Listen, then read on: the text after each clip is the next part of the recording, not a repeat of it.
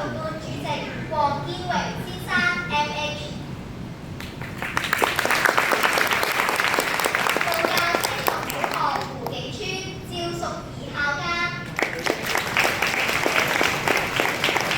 各位校董、各位校長、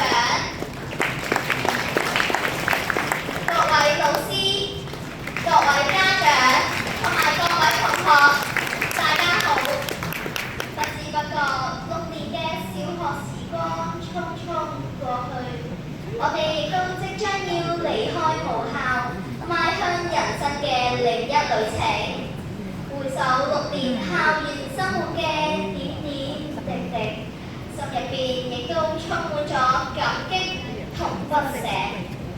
感謝母校為我哋搭建快樂學習嘅舞台，明亮嘅教室、寬敞嘅操場、豐富嘅活動，都深深咁印喺我哋嘅心底入邊。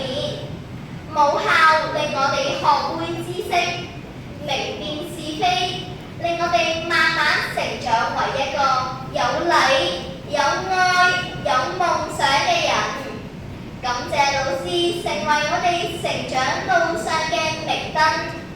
課堂上面你哋耐心講解，遇到困難嘅時候你哋溫柔提醒，犯錯時你哋細心鼓勵。你哋教識我哋嘅唔止係文字，更加教識我哋要勇敢、堅持同埋負責。呢一份嘅關懷，我哋永遠都會記喺心入邊。感謝父母係我哋最強嘅後盾，無論何時何地，你哋總是無私付出。你哋嘅每一個擁抱，每一句鼓勵嘅説話，都係我哋向前進嘅動力。6年啦，好多難忘嘅時光歷歷在目。